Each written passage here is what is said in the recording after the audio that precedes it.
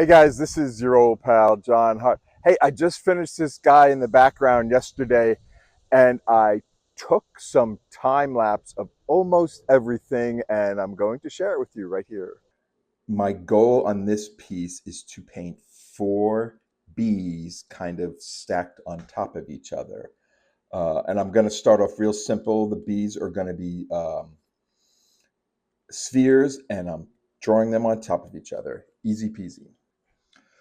So I'm just getting some center lines on the spheres just to give them a sense of where they're facing.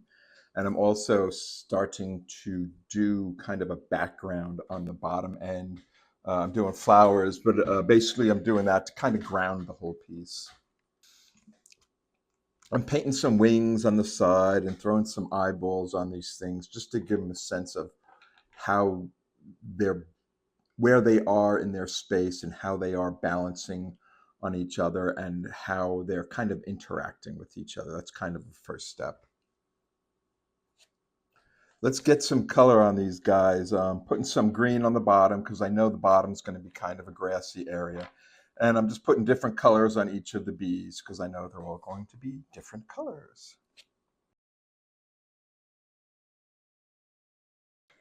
So I got up to start this and I looked at it and I feel like that top bee needed something on its head, and all of a sudden she became queen bee.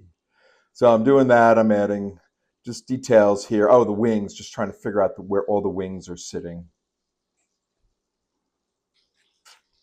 I started working on the flowers and I put some just some orange and yellow on that flower on the right, and that just came out really good. It was kind of a simple method I kind of figured out, and it looks really good. So I was looking at the purple bee, and he needed something on his head, and it's starting off looking kind of like a lizard or something, and then it's kind of looking a little bit more like a frog. So we'll see where this guy goes. Here, I'm just trying to rough in the lines that are the stripes on the bees' bellies. This was a little more not difficult, but I thought it would be easy. But I was kind of getting them unstraight and not realistic or not believable, but it worked out. Everything always works out.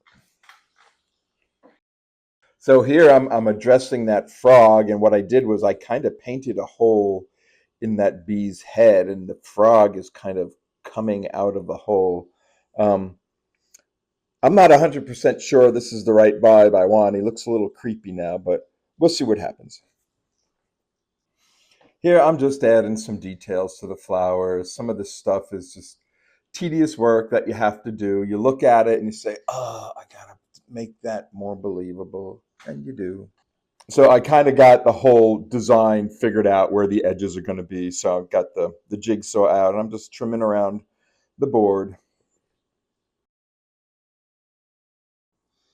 Oh, here I'm just painting the edges and kind of getting the edge of the board to kind of to match the color of what's on the front side. Easy stuff. So up until now, I was using exterior house paint on this, and now I'm switching to my acrylics, which I think are a little more vibrant. So I'm just starting from the top with the yellow bee and getting the crown and moving down, and then I'm working on the purple bee now, and that's kind of the progress right now. So I'm kind of getting the background, the green background, a little darker because I just want it to be pushed back some. And I'm just doing some individual plants growing up over that magenta bee. So it looks like he's kind of nestled in the grass there. So here I wanted to paint the flower stems.